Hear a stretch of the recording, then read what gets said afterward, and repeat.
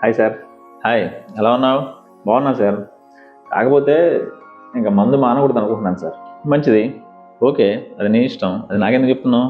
అదేంటి సార్ ఎప్పుడు మానేయమని లెక్చర్లు కొడుతుంటారుగా. ఇప్పుడేంటి మీ ఇష్టం అంటున్నారు? అంతే కదా. నువ్వు ఆపాలి అనుకున్నప్పుడు నేను సహాయపడగలను. కానీ నువ్వు ఆపకూడదని నిర్ణయించుకున్నప్పుడు నీ నిర్ణయాన్ని నేను ఎలా కాదంటాను? నీ స్వేచ్ఛను హరించినట్టే కదా.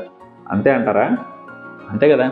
అంటే నేను మందు ఎందుకు తాగాల్సి వచ్చిందంటే, ఇప్పుడు ఒక పార్టీలో కూర్చున్నాం అనుకోండి, మనం తాగలేదనుకో వాళ్ళు మనల్ని చాలా చిన్నగాను చీప్గా చూస్తారు. అదే మనం తాగామనుకోండి సర్కిల్ బాగా డెవలప్ అవుతుంది, పరిచయాలు బాగా పెరుగుతాయి. మనిషి సోషలైజ్డ్ యానిమల్ కదా, అందుకని సోషలైజేషన్ కోసం తాగుతూ ఉంటాను. ఓకే ఓకే, సోషలైజేషన్ చాలా అవసరం, లేకపోతే జీవితానికి అర్థమే ఉంటుంది. చూసారా, మరి మీరు కూడా తాగొచ్చు కదా, ఇంకా బాగా సర్కిల్ డెవలప్ అవుతుంది. అమ్మో, నాకు చాలా భయం. అబ్బే భయపడకండి సార్, ఫస్ట్ పెగ్గిపడేటప్పుడు అలాగే ఉంటుంది, మెల్లిగా అలవాటైందనుకో ఆ మజా వేరు.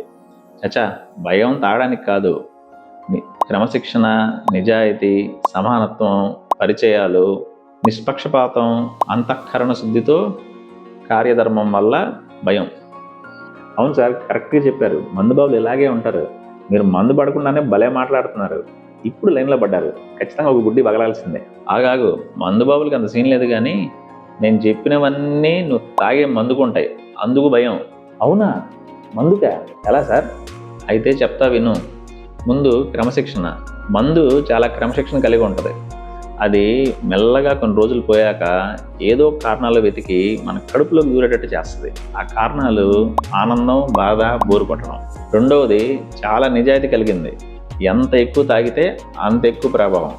ఎక్కువ కాలం తాగే కొద్దీ తక్కువ కాలం ఇబ్బందిగా బతికేటట్టు చేస్తుంది. మూడోది సమానత్వం. తాగేవాడు ఎవడైనా, అంటే కూలివాడైనా, డాక్టర్ అయినా, యాక్టర్ అయినా, బిజినెస్ మ్యాన్ అయినా, చదువుకున్నాడైనా, గొప్ప భేద అని ఏమీ తారతమ్యాలు ఉండవు. తాగే వాళ్ళని కాటికి పంపడంలో ఏమాత్రం ఆలస్యం చేయదు, తొందర పెట్టదు.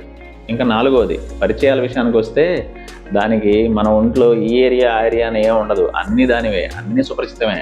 ఇంకా నిష్పక్షపాతం. శరీరంలో ఈ ఆర్గాన్ అంటూ ఏం ఉండదు, గుండె, లివరు ఏదైనా విడిచిపెట్టుకుపోవడమే.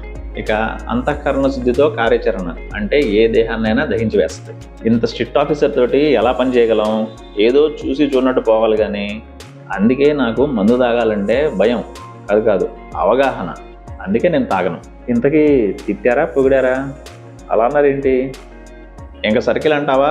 ఏదన్నా అవయవం దొబ్బినా, నీకేమన్నా అయినా సగం మంది సర్దుకుంటారు, ఇంకొంతమంది బాధపడతారు, జాలి పడతారు, కొంతమంది పూజలు చేస్తారు. అంతేగాని నీకు డ్యామేజ్ అయిన బాడీలో ఏదైనా డ్యామేజ్ అయిందనుకో దాన్ని తీసుకురాలేరుగా. బాగా కన్ఫ్యూజింగ్గా మాట్లాడారు సార్. ఈ విషయం గురించి ఈరోజు సాయంత్రం మందు తాగుతూ ఆలోచిస్తా. మంచిది.